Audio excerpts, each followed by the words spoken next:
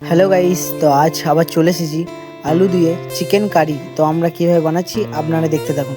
কড়াইয়ে তেল দিয়ে তেজপাতা, শুকনো লঙ্কা, কাঁচা লঙ্কা এবং পেঁয়াজ দিয়ে আমরা ভালো করে ফ্রাই করে নিচ্ছি। তারপর আমরা আদা রসুন পেস্ট 2 চামচের মতন দিয়ে ভালো করে আমরা নেড়ে নিচ্ছি।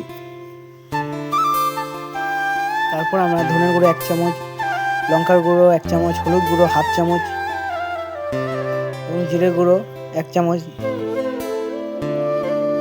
পরিমাণ মতন চিনি দিয়ে ভালো করে আমরা নেড়ে নিচ্ছি। তারপর আমরা একটু জল দিয়ে ভালো করে আমরা নেড়ে নিচ্ছি। তারপর কেটে রাখা টমেটো দিয়ে ভালো করে আমরা নেড়ে নিচ্ছি।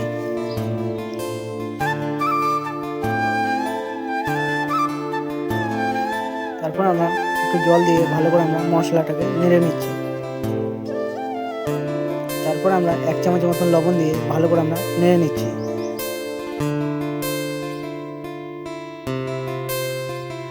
তারপরে আমরা চিকেনটাকে দিয়ে দিচ্ছি। দেওয়ার পর আমরা ভালো করে নেড়ে নিচ্ছি। তারপর আমরা আলু দিয়ে ভালো করে আমরা নেড়ে নিচ্ছি।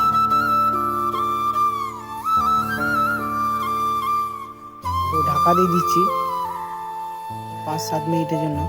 তারপর আমরা আবার নেড়ে নিচ্ছি। তারপর আমরা পরিমাণ মতন জল দিয়ে দিচ্ছি। তো ভিডিওটি যদি ভালো লাগে অবশ্যই একটা লাইক, একটা কমেন্ট, একটা শেয়ার, একটা সাবস্ক্রাইব করে দেবেন। আরও নতুন নতুন ভিডিও পেতে চ্যানেলটিকে ফলো করে রাখুন। তো আজকে আমরা বানাচ্ছি আলু দিয়ে চিকেন কারি।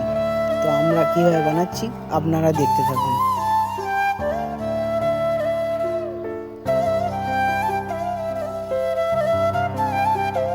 ঢাকাটা খুলে তারপর আমরা মিট মশলা দিয়ে দিচ্ছি। তারপর আমরা ধনেপাতা দিয়ে দিচ্ছি। আলু দিয়ে